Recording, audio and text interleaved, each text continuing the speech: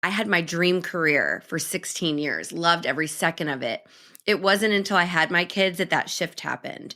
So then I said, okay, I can leave that. I can say I accomplished it, check the box. I did that. I'm proud of myself.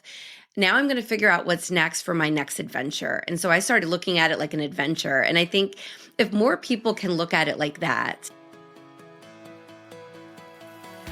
Welcome to the Raising Wild Hearts podcast. I'm so glad you're here listening in as I get to the heart of the matter with the world's leading experts and authors in personal growth, transformation, positive psychology, and more. If you're a change maker, a cycle breaker, a revolutionary envisioning a more beautiful way to live, work, and play, well, me too. I'm your host, Ryann Watkin, and for the past decade, I've been alchemizing challenges to find the calm in the chaos. I believe we can change the world by starting at home in our own minds and hearts. And my hope is that these conversations are a light on your path. Let's go, wild ones. Hello, and welcome back to the show. This is Ryann, your host. Super excited to be here today with you. I am sitting down with Shannon Russell today. Shannon is a career transition and business coach, empowering women to leave unfulfilling careers and build joyful, purpose-driven businesses. She is the author of Start Your Second Act: How to Change Careers, Launch a Business, and Create Your Best Life. She's also a speaker and host of the top 2% global podcast, the Second Act Success Career Podcast. Through her company, Second Act Success, Shannon shares her journey as a television executive turned business owner, coach, author, and mom. She works with women who are unhappy in their 9-to-5s as they pivot towards a second act by providing exit strategy guidance and support as they transition from employee to entrepreneur. She began her career spending 16 years as a television producer in New York City and LA, working for MTV, E!, Yahoo, Pop Sugar, A&E, TLC, and more. Then she made the leap to open her own business, running a STEM education franchise, teaching children so she could be more present for her kids. Now she's a certified career and business coach, and her motto is produce your best life. And her mission is to motivate more women to make big moves in life. We talk all about passion, purpose, transitioning to business, how to know if a business is right for you. Is owning a business for everybody? I share a lot of examples from my life. I've had 2 businesses recently, and of course, this podcast. And so some of the examples will be contextual based on my experience in life. And then Shannon has worked with many, many women, and she shares stories and examples that I found to be so helpful. So if you are somebody who wants to start a business, who wants to transition from a career to a business owner, this conversation is for you. And if you're someone who's not sure, is business for me? Do I really want to start a business? This conversation is also for you.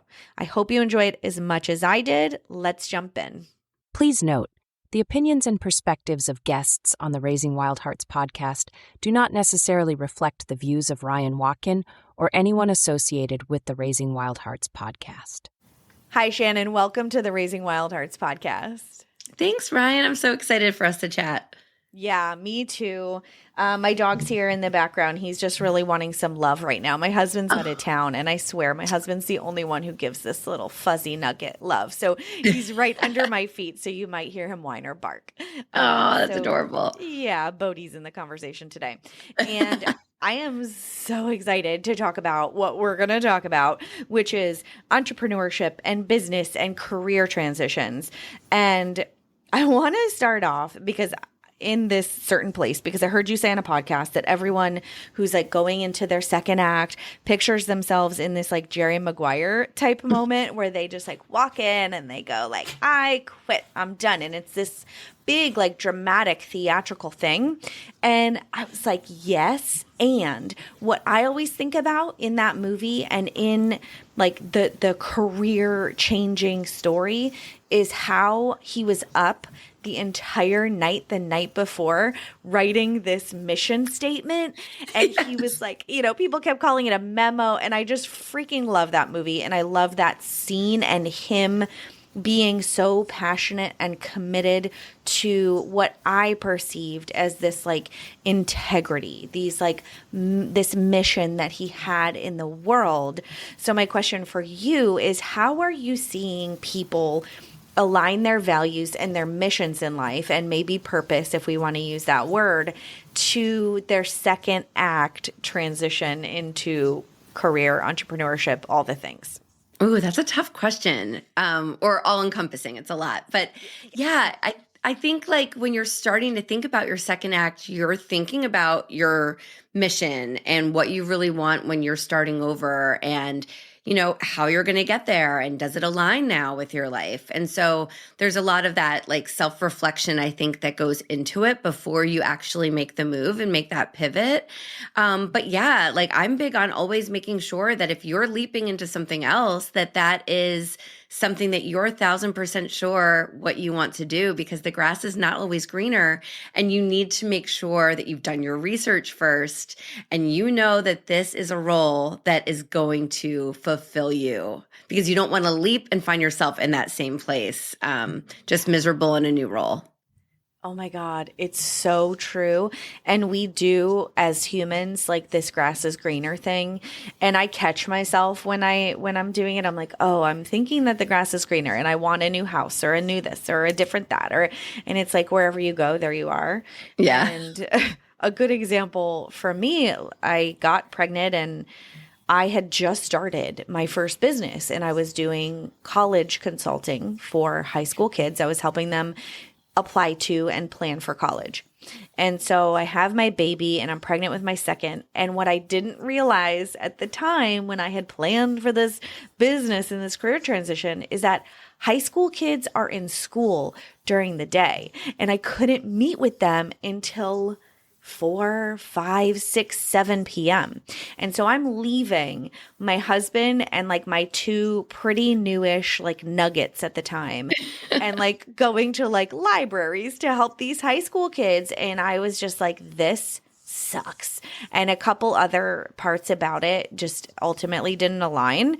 And so that's a really great point, is like doing research and really like getting into the nitty gritty of what you think you want to do, right? Yeah. And that's hard, because then you have to figure out how to pivot again if you choose to, because you didn't do that research in the beginning. Or at least I like to say, find your non-negotiables, right? Let's figure out, I'm sure when you were in that stage, you had to figure out like, no, I want to be home for dinner with the kids, and I need to find something during the day so that when they're in school, I'll be working. And for me, it was the same thing. I didn't want these long, crazy hours in the travel. I wanted to be present. I wanted to be the class mom. I wanted to be there at bus pickup, whatever it would be. So I knew when I opened my first business that I wanted something that could check all those boxes and be aligned with the hours that I needed. And that's something I think a lot of us should take into consideration, those priorities, because when you're shifting in midlife and you're shifting to something new, you're allowed to be picky, because this is you choosing to start over. So know why you're choosing what you're choosing and making sure that it aligns. What did you end up doing? Like, how did you rectify that?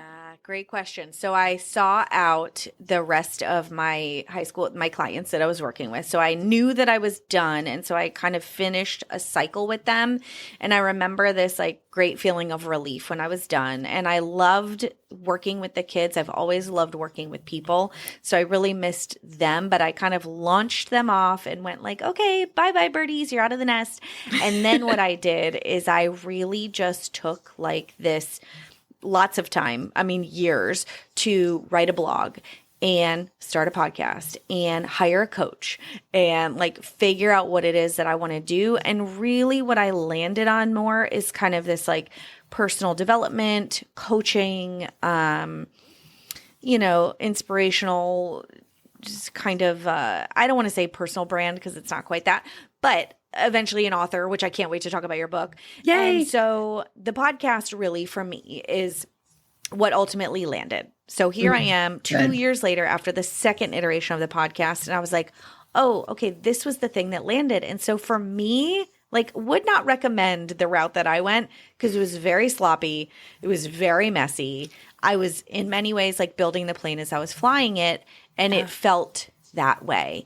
And I had this tendency to want to like force, like pick something else, like just come on, pick it. What's your title? What's your thing? What's your business? And I, kind of did that. And then in 2020, my kids' school closed, and then I became a homeschool mom for like 4+ years. So now I'm on the other side, and podcasting is the medium that I'm absolutely in love with.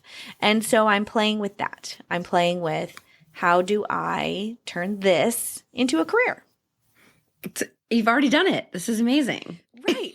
Yeah. In a lot of ways. You're doing it. Like I'm playing pretend, like that weird, imposter syndrome thing. Yeah. No. And it fits your life. It fits you with your kids and your family and your priorities. So it all organically got there, even if it wasn't a straight path, Yeah. And now you know how to advise others on making a shift in the right way. Totally. And I love that our stories kind of parallel in that, like, I noticed something about your story and I'd love to hear you speak on it. But you said something to the effect of, people kept asking me like, wow, how did you transition from this really great, successful TV production career to what you're doing now? And people came to you and said like, teach me. And that to me is like this sign from the universe. Maybe that's a little woo, that like this is the path that's right for you. Like the synchronicities, when things open up, when doors open, when you're meeting the right person at the right time to help like launch this, part of your career, which for me is the podcast. For you, it's your book and your business. So let's talk about not forcing and letting the transition happen organically. And what's your advice for someone in that stage? Yeah, I think it's those little knocks on the door that we can ignore, or those voices in our heads. But for me, it was that. And when these women were saying that, and it was friends, it was customers of mine from my first business that were saying, well, how did you go from that to this? Can you help me? And I started realizing that, wow, I did it all alone and really messy as well when I was figuring out that first pivot. And it was lonely and it was stressful. And I feel like I wasted time, energy, and money and tears.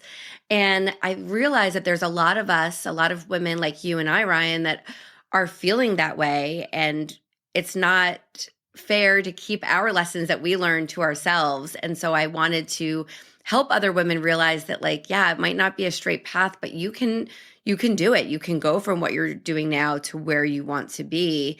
Let's figure it out together. And so I found this need. And really how I started was just my podcast sharing stories of women who had made those transitions, because I wanted women to say, if she can do it, I can do it. And then the coaching started right away. And it just was really kind of organic from there. And it was what filled my heart too, because I liked my other business. I loved my first career. But I wanted to pivot this to be able to help others so that they could be home with their kids if they wanted, or have off on weekends if they wanted and not travel, whatever their priorities were. So yeah, it happened really organically. And I listened to those voices. I think that's the important lesson, is to listen when, there's that little sign that maybe you should go this other route. Like, don't dismiss it right away. Just take some time and sit with it before you say no and just keep on going. Yeah. I love that you said, like, if you want to stay home with your babies, if you want to stay home with your kids, because that for me was always the non-negotiable, like being available for them, especially in those early years. Right now, I'm kind of, I'm coming out of that season. I don't have babies anymore, which we were talking about before we hit record. And, same as you, 13 and 10, it's birthday week in your house. Yes. It's funny because looking back on somebody who is having a baby now, let's say, or, has 2 really little kids, and she is trying to go like, what am I doing? I want to be here, but I'm feeling pulled. I remember feeling this like pull because I was really like a stay-at-home mom, just like playing with volunteer hours and podcasts and blogs. Like I was playing on the side. And I kept feeling this like pull. And so I would say to that mom, like, follow those like pulls, those like desires, those pings from the universe saying like, hey, maybe you should give this thing a shot. And for me, that's like what kept my toe in the water of like, I still have like a resume and I have like, look at all this. I like volunteered at my kid's school. I did a workshop for kids. I did a this and a that. And I kept doing these like one-off things. And that's like my biggest piece of advice for someone who's a new mom who's like, what now? I know I want to be home with these kids, but I also love to work. I also love my business. I also want to like do something. What would your biggest advice be to like someone with a brand new baby, let's say? Is give yourself grace and that you are worthy of having it all. Because there's always that guilt of pulling us. I was just having a conversation with a friend because spring break is coming up. And as much as we're excited to spend time with the kids, we're like, oh no, that's a week away from the business, not giving it 100%. So it's that funny pull of wanting it both ways. And I think you could be a new mom and feel the same way and know that your time is going to come and you can figure it out, but you also don't want to rush it. And you want to enjoy and savor every moment of that newness with that new little one. But then know that you can work when he's napping. My kids never napped, but if your kids nap, you can work then. You can figure out, you can blog like you said, or start a business on the side, research what it is you want to do in those little pockets of your day, or at least know, okay, well, maybe in 3 years, I'm going to really focus on this. But for now, it's going to be fun and I'm going to plan it out. Everyone's situation is different. And so to really give yourself that grace during that time, but know that it's okay to think about what else you want to do, because not everyone's cut out to be home with their kids all the time. I loved my time home with the kids, but I think as a creative, I was always thinking like, what else can I do? And trying to think about what I could do also to bring income into my family. But really just to keep that creative, juices flowing. And it's hard. I think we just go back and forth. So just to give yourself grace and plan at the speed that works for you, I think is what I would say. Yeah, that's great advice. So you say too often we're taught to pick a career and stick with it from graduation until retirement. You motivate others to check all the boxes and do all the things because we only get one life. So I'm hearing you say in that sentence, like, it's your time now. Like, no matter what stage of motherhood you're in, no matter what stage of life you're in, like, it is your time to follow your passion. Like, that's what I hear when I read those words that you wrote. And actually, it's one of the things that I couldn't stand about the college consulting is that I was really like advising these kids to like pick this major, and they had a very skewed understanding of what it meant. And not only did they have a skewed understanding, their parents had a very skewed understanding. And their parents would be like, what's going to get them the job? What's going to give them security? Some parents were like this, not all. I'm sure. And I was like, oh, that just doesn't fit right with me. Or sit right with me. I studied English like in my undergrad work and dabbled in like master psychology classes, and I'm in my 40s, like still figuring it out. So I don't know how we can understand, like expect this 18-year-old kid to go to college and pick this like track. So What are your thoughts on that? I think you're right. You're absolutely right. Like you can pick something and you can find out 5 years, 10 years, 20 years later that, it wasn't right for you. But you can also say, okay, well, I took all the experience and the accomplishments from that, and now I'm going to take it into what feels aligned at this juncture, right? Because like for me, I had my dream career for 16 years, loved every second of it. It wasn't until I had my kids that shift happened. So then I said, okay, I can leave that. I can say I accomplished it, check the box. I did that. I'm proud of myself. now I'm going to figure out what's next for my next adventure. And so I started looking at it like an adventure. And I think if more people can look at it like that, and maybe it's hard for a 20-year-old in college to pick a major and then know that maybe they won't be doing that for the next 30 years. But to say, you know what, it's okay if I do this for 10 years and then realize I want to take my experiences and pivot it and have those skills transfer into something else. Like it's never a waste. It's a learning experience. You're growing as a person, but it's okay to change. Because how cool is it to say, I don't have to choose just one thing. I can choose several different things that I'm interested in and accomplish those. And that's what I mean by like check all the boxes is we have this one life. So let's go check all the adventures off. Let's do all of the things so we have no regrets at the end of the day.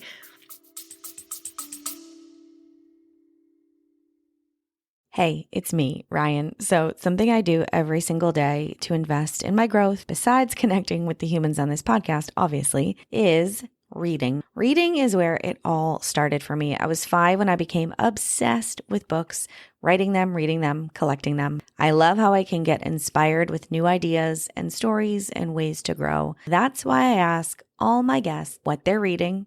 And finally, you can check out all the book recommendations from the experts and authors on the show in one place at raisingwildhearts.com/books.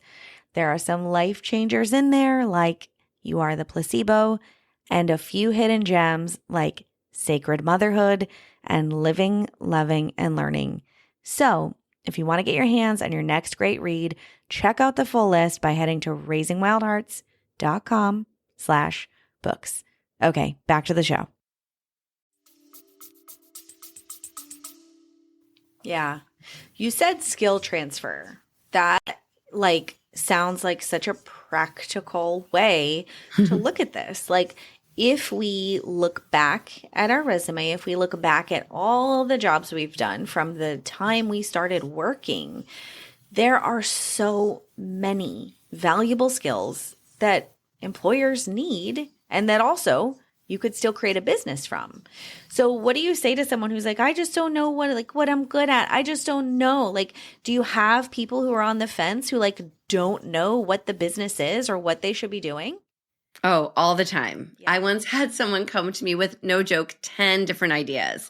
And we literally had to just take a chisel at it and really research each until she'd say, oh, no, that's not right. And I'd be like, okay, so we cross it off. But yeah, our skills too, it's amazing when and I do this with all my clients where you just write down every single skill, all of the experiences. So often, Ryan, we feel like what we do is not special and that everyone can do it, but that's not true. And so when you write it down and you look at everything, you're going to feel that boost of confidence. And then if you're looking at your potential business options here next to it, you can say, well, wow, that really does correlate and that can transfer. And it just takes that time to really look into it, and then you'll be even more confident. For me, I was a television producer saying, what can I do outside of a Hollywood or New York City set at all? And it wasn't until I did a deep dive and said, well, I've written, I've hired, I've directed, I've been in charge of an idea to a show that you watch on TV. All these things led me to starting my first business, which was doing all those things, writing marketing copy, hiring, taking an idea and growing a business. And I was like, whoa, it was mind blowing that I had skills that would transfer. And if my kind of niche career could transfer, others can for sure. So yeah, it's looking at the skills, looking at what you want to do, doing that research, and then really saying, wow, it's like a puzzle. It's all coming together and being proud of what you have accomplished thus far and just be ready to take it to the next level. Yeah. Something I play with a lot is ambition. I don't know if I've ever considered myself ambitious. I don't know that I would use that word to describe myself, but as I've gotten a little bit older, I've realized that I really, really do like work for just the simple aspect that it feels fulfilling. It feels like I'm taking a gift, a skill, a talent, transferring it to somebody else or a project or whatever that might be.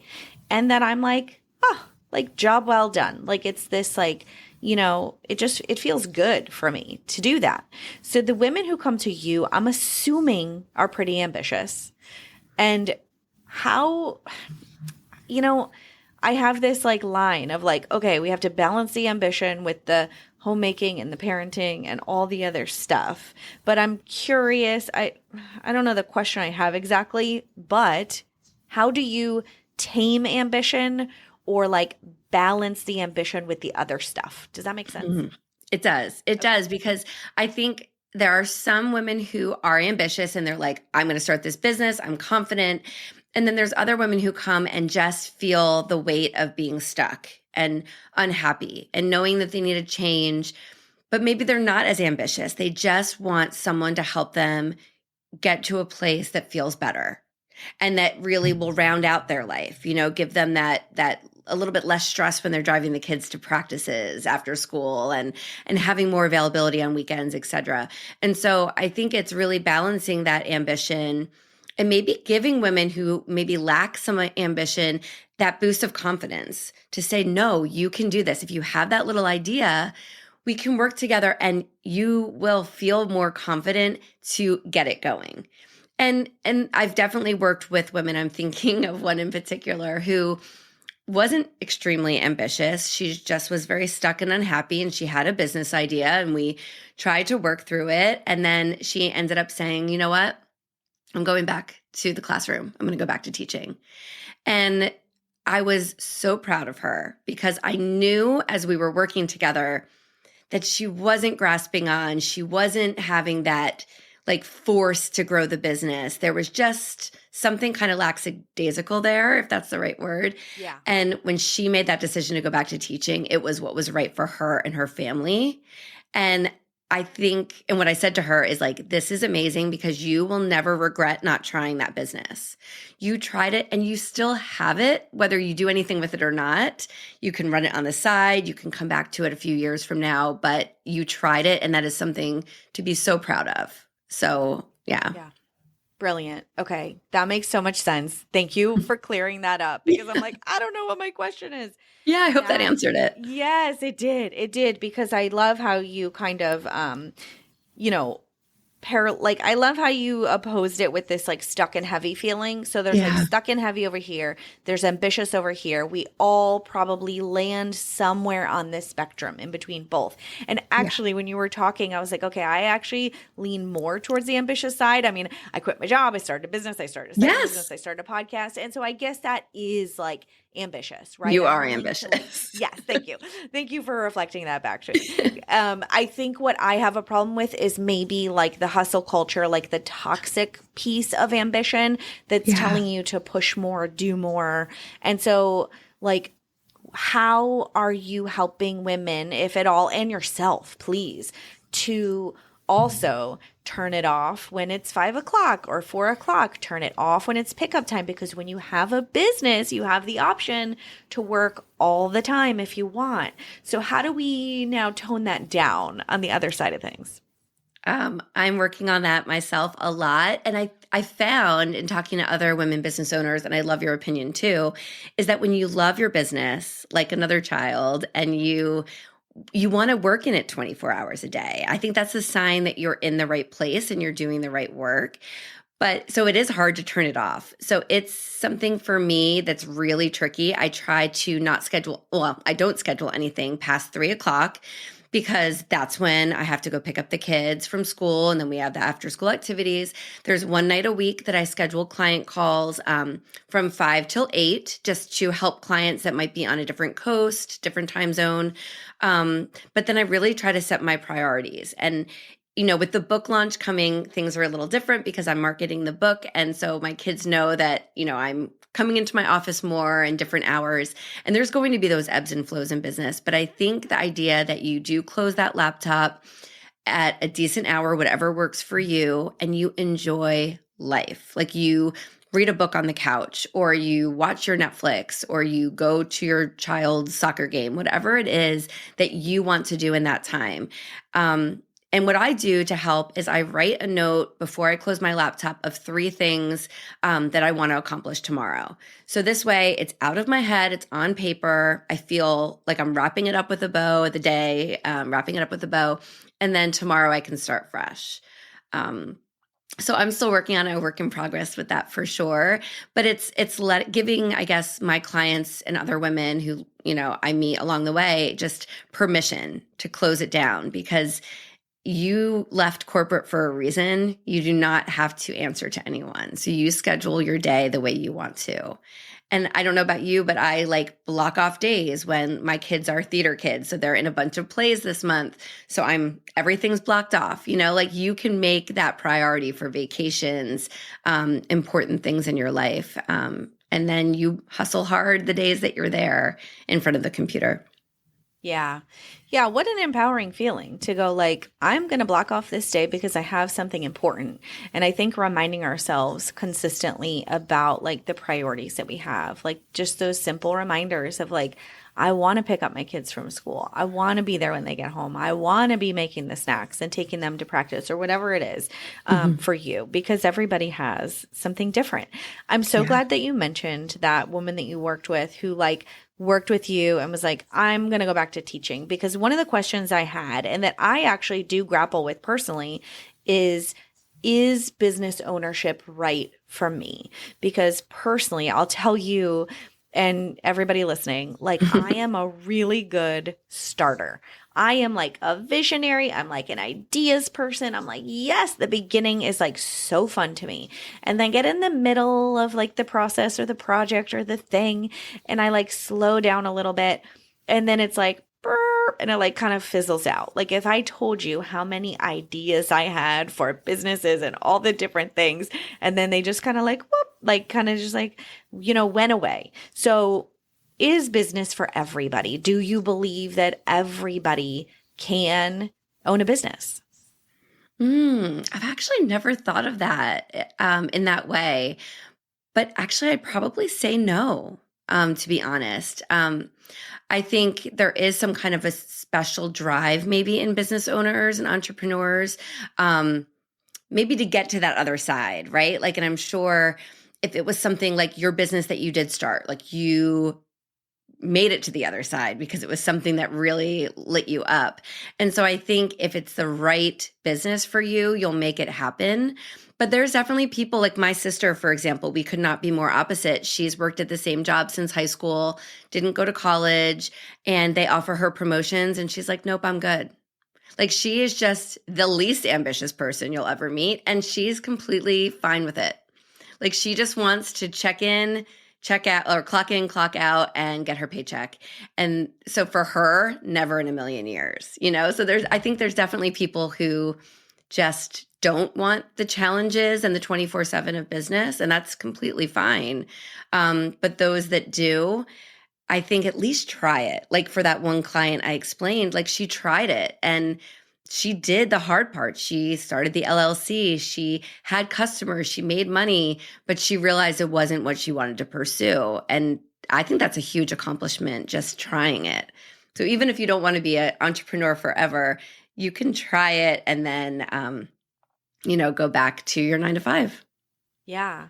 And like you said before, no time is wasted. You're learning as you're going. These are really valuable skills and I guess at a certain point, I thought that my first business was a failure because I chose to close the proverbial doors. So for a little bit, I had this kind of failure funk of oh, I couldn't make it work. But what it is so many years now on the other side of it is that I really discerned that it wasn't right for me. And so now I find myself today more confident, having that. I look at that as experience under my belt, not as something that went wrong, not as something that failed, just I learned while I did it. I grew as a person. I grew professionally. I grew my network, in so many ways. And, I still don't know, what the future holds. I still don't have a 10-year plan. I'm not in 10 years, I want to be a CEO or a this or a that. I am very I like to have a container to work within. And I don't know that I'm like the container creator. Like I need someone to like go, this is the process and this is like what we do. And this are all the things. I'm like, got it. I can follow it. But as far as like creating that container, I'm like a little, I don't know. I'm not good at it. And so I think too, to your point, is that we just learn what we're good at, what we don't want to do, what fills us up. Like that's the biggest part for me. Like what do I walk away from feeling like so filled and satisfied? And what do I enjoy so much? And for me right now, it's these conversations. And so I challenge everybody listening to start to pay attention. When are you so filled up? When does time go out the window? When do you feel in flow? When are you feeling like your heart is on fire and your mind just like can't get enough of these ideas, right? Oh yeah, that's exactly it. And those are the moments to follow and the times to listen to that voice and see where it leads you.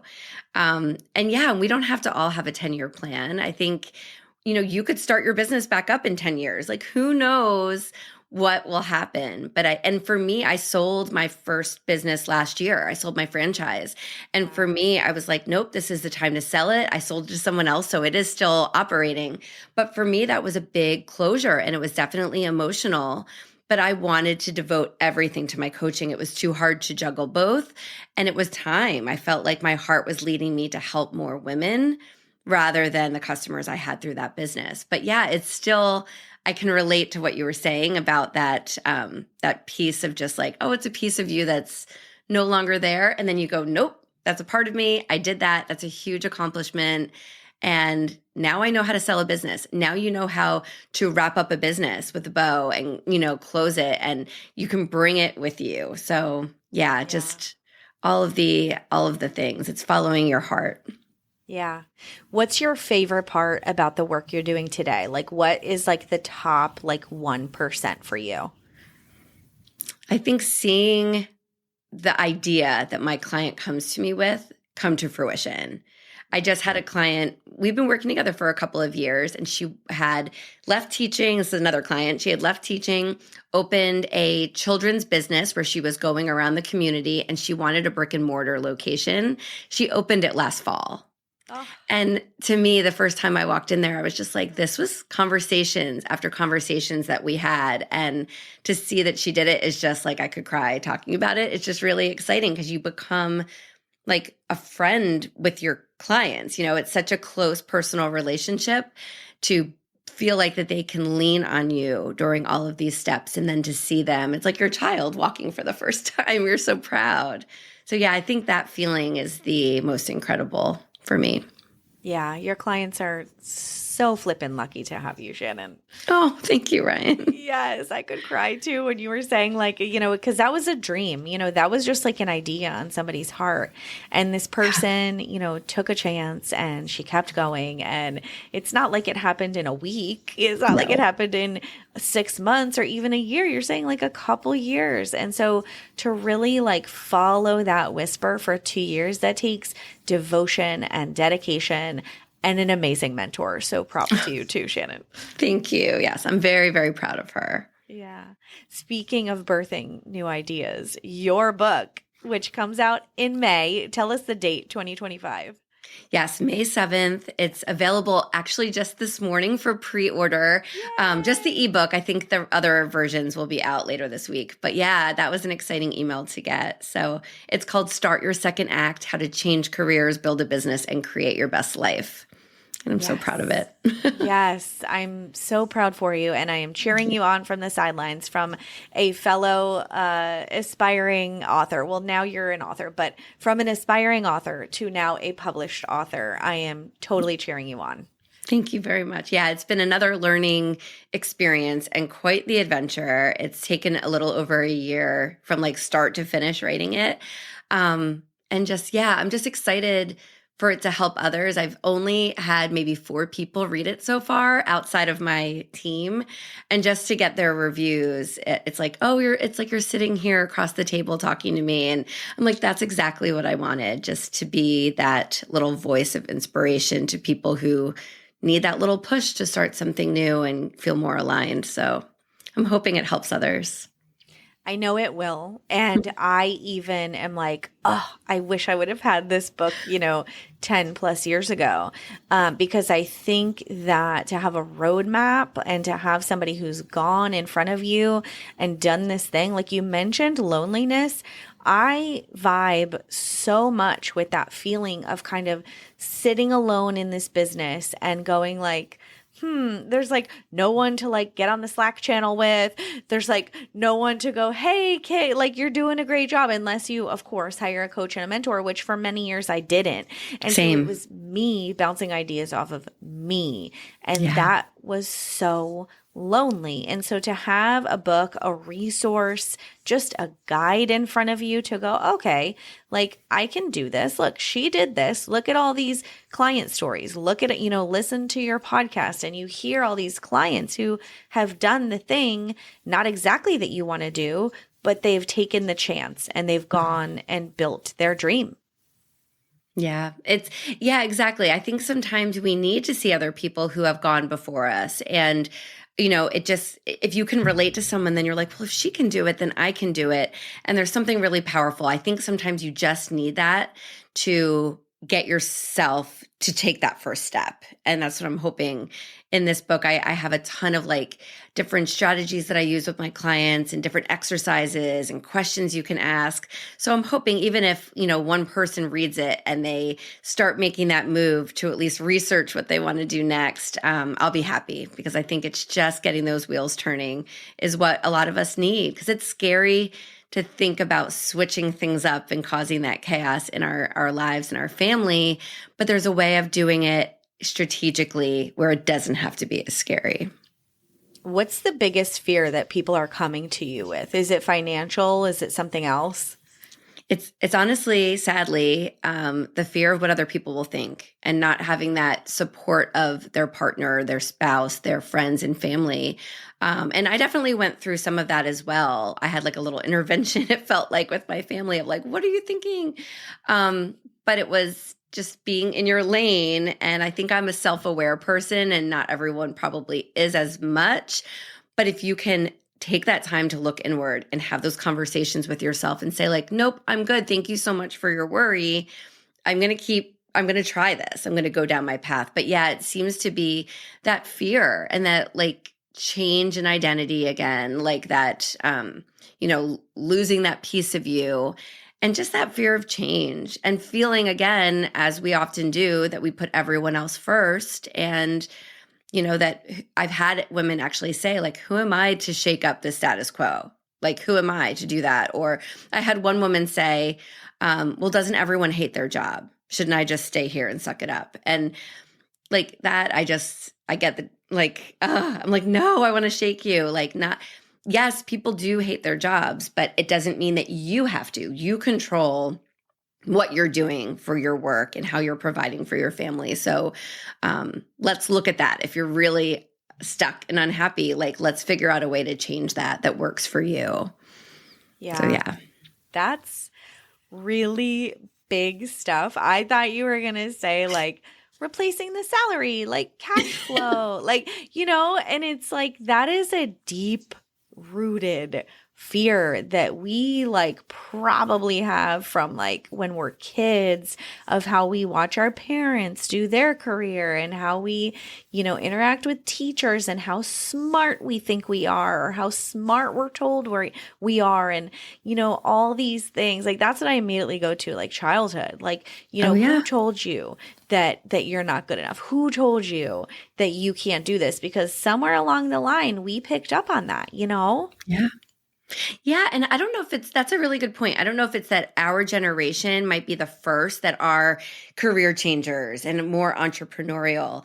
Whereas like my parents, like, they worked for someone else their entire career, stayed in one path. So, I didn't see entrepreneurs really in my, as the adults in my life. And so that lesson wasn't taught, yet my parents said, you can do anything, but you're the wild one in the family that's doing that because everyone else is staying here in this little bubble.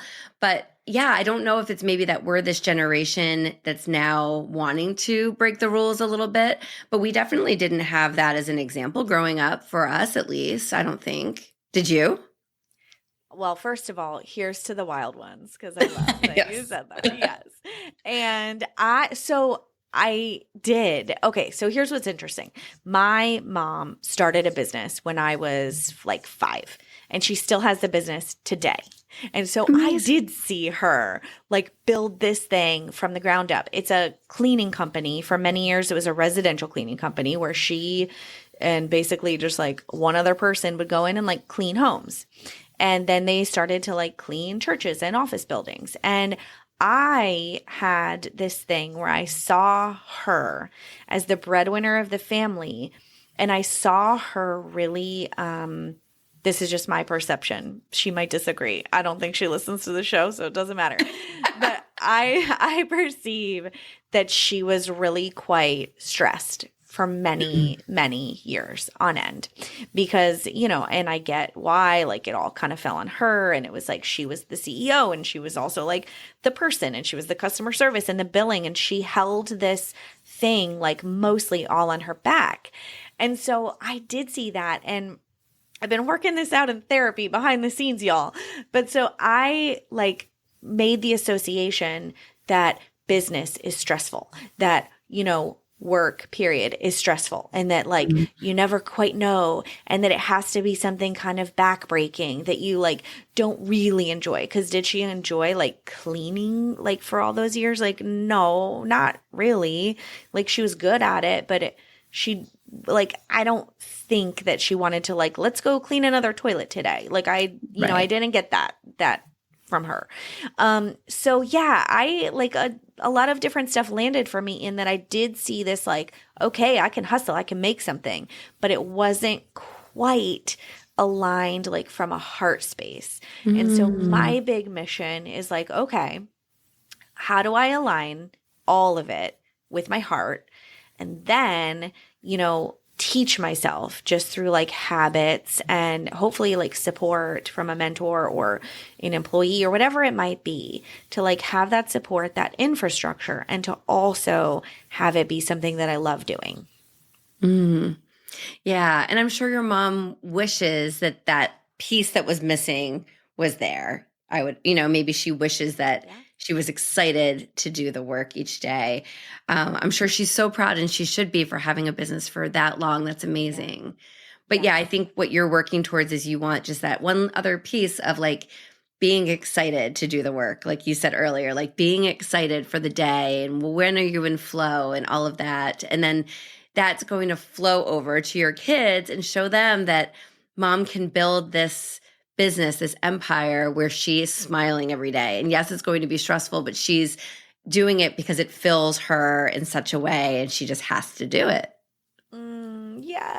Yes. Like it's and both, like and no matter what your experience has been and what your parents modeled for you, everybody listening, there is a way forward. And from where I'm standing, and I think from where Shannon's standing too, it is like those gentle nudges, those synchronicities, those ways that your heart like really feels open, really feels on fire. And I'm challenging all of you again to follow those feelings. Yes. I feel like that's where you'll see that the wheels to turn, and you'll start seeing the confidence build, and that leads you to success in whatever you want to do. But yeah, leaning into those feelings is so important. Yes. Oh, this conversation is going to be helpful for so many, Shannon. You also have a top 2% global podcast, Second Act Success Career Podcast, Career Transitions, Entrepreneurship, and Business. Go follow Shannon right now. I'm already following. I'm listening along for the conversations you're having. It is inspirational, but also like a really good piece for me. It's really practical and it's nitty gritty and you talk about certain steps. And I just love your work, love this conversation. How can we, anything that we didn't mention yet where we can find you, follow you, and connect with you? Thank you. And Ryan, I want to invite you to come join me and talk about your story on the podcast, because I think that would be amazing to have you share your second act success too. But yeah, I would love everyone to follow wherever you are on social. I'm at Second Act Success on social. And my book, if you want to learn more about that and download my free Second Act journal, you can go to startyoursecondact.com. Perfect. We're gonna put that down below in the notes. So just go click on it and follow Shannon and get the book and just all the things. And thank you, Ryan. Follow and subscribe to the podcast. Okay. So, and I would be honored to be on your show, Shannon. Thank you so much. I would absolutely love that. Thank you. It'll be so much. I feel like we could talk all day, so we'll just continue it over there. All day. Seriously, I love it. It's so much fun. And, this is one of those things like in real time, just to like hammer the point home, is that I walk away from every single conversation so filled with joy and I hope that everybody listening has something like that in their life. Like I really hope that we all have, just even if it's just 1% of your day or 2% of your day, like I hope there is something. And I hope that you have the inspiration from this conversation and from Shannon's podcast to keep following that. Okay. So as we now wrap up, Shannon, I'm going to ask you the 3 questions I ask everybody at the end of the interviews. And the first one is, what's bringing you joy today? This conversation with you and seeing my son tonight. He has a dress rehearsal for his play, so I'm excited to see him in costume. What play is he in? My little one is in Seussical, and my older one has Grease next week, so 2 fun ones. I was in Greece. I was like an extra. I was oh my literally God, little. amazing. I was like, you know what I was? I was a soda shop girl. And I got to do like a couple of the songs. That's so fun. I love it. I love it. I'm excited to see that one too. Oh, fun. That's great. And then the second question I have for you is, what are you reading right now other than your own book?